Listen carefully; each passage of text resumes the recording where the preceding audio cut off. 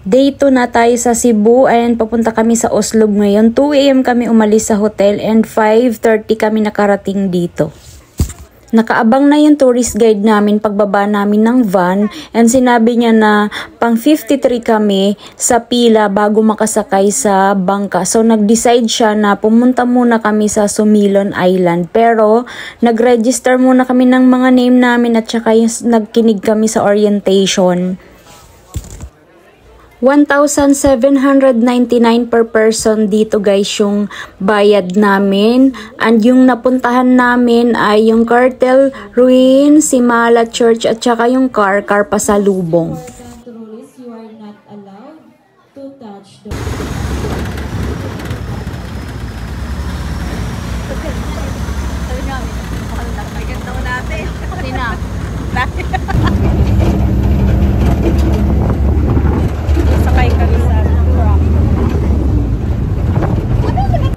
Sumakay kami ng truck papunta dito sa may port para makatawid kami papunta sa Sumilon Island.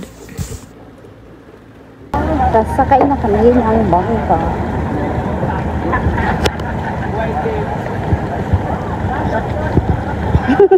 Papunta sa Sumilon.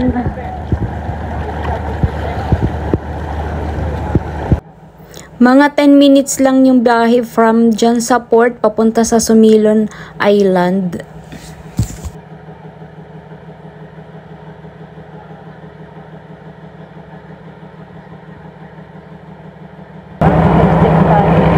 Sino?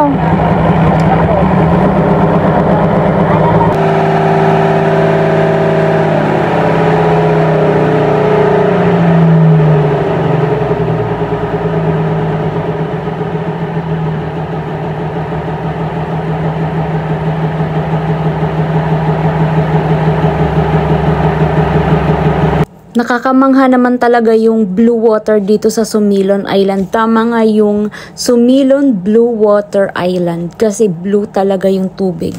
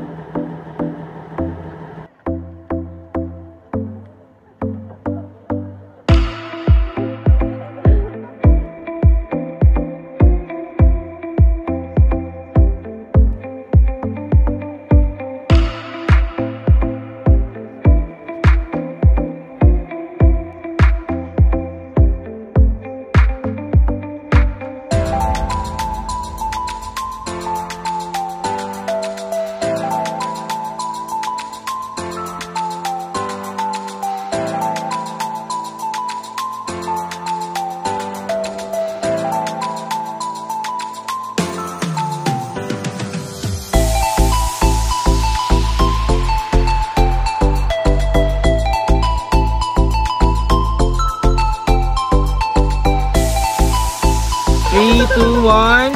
Isa pa. 3, 2.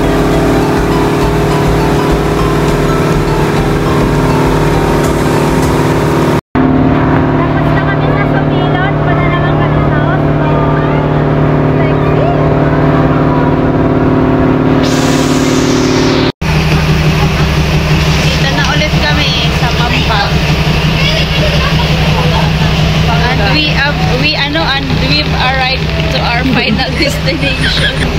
No! Inaantay lang namin makababa yung mga pasahero at dyan din kami sasakay pabalik doon sa Oslo. We're leaving na. Papunta na kami sa Oslo. Pagdating naman namin dito guys, nakasakay agad kami sa bangka kasi ilagpas na ng 53 na number yung mga nakasakay. And ito na nga guys yung pinakakaantay ko sa trip ko na to. Ito talaga yung pinunta ko dito sa Cebu. Sobrang sulit, napakabait ng mga butanding, hindi sila nangangain. And nakulangan pa nga ako sa oras, sa susunod babalik pa ako dito para makipag-banding pa sa kanila. Kasi maximum of 1 hour lang po guys yung bawat bangka na pwede kayong or ako na sumakay dito or makipag-swim sa mga butanding. Medyo nung una natatakot ako kasi baka masipa ko siya katulad ng mga napapanood ko. Pero ayan, kung titingnan nyo guys, hindi talaga siya nangangain.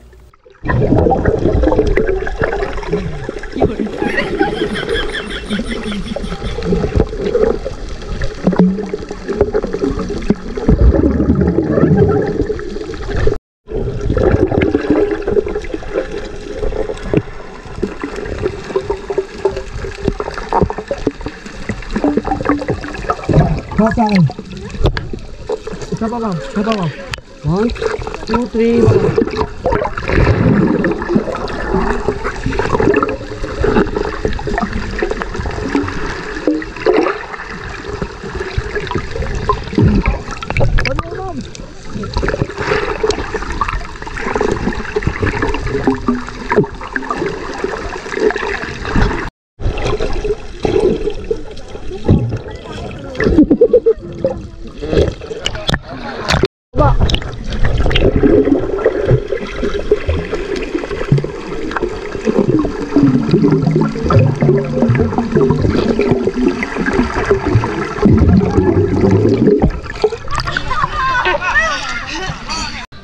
Photographer namin. Yun na yung short.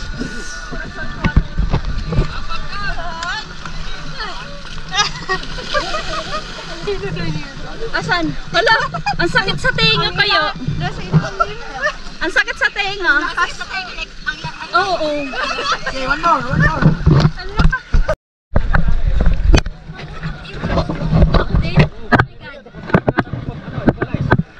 May hearing aid na. Kailangan ko ng hearing aid. Wala na yung ano. Ito na lang natira sa pakaw ko. Ayun na. Sayang. Ang lilito. Paano po ito? Pwede maging diver. Parang sa aeroplano. Oo, parang sa aeroplano. Effective. Bawal nga pala magdala ng cellphone guys, kaya kung wala kayong GoPro, meron namang rerentahan, 550. Ayun, tapos ibibigay nila sa inyo yung soft copy. Dumaan lang ulit kami sa mga souvenir shop or pasalubong para bumili sa aming mga nag-aantay sa Manila. Then nag-lunch kami dito sa Nins Larangan. Ang sasarap na mga food nila. Ayan yung in-order namin ni Ate Delia. Dahil sarado pa yung Tumalog Falls, dito kami nagpunta sa Wild Monkeys. Tama lang, hindi naman ako sobrang nagsaya. At least nakakita ako ng monkeys na favorite kong panoodin sa YouTube.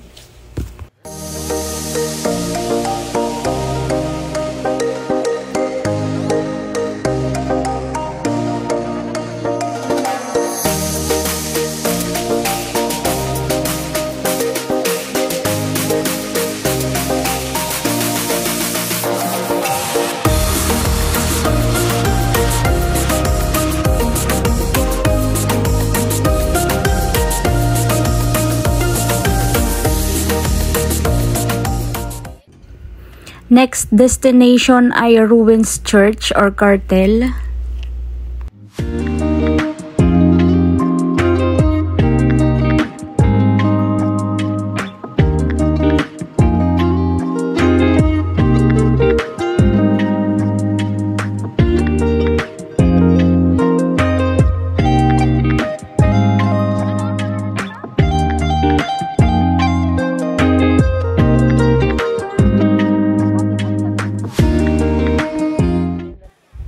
Sa wakas nakarating din ako sa Simala Church. Nakikita ko lang to sa mga vlog at saka sa mga picture. Ngayon nandito na ako.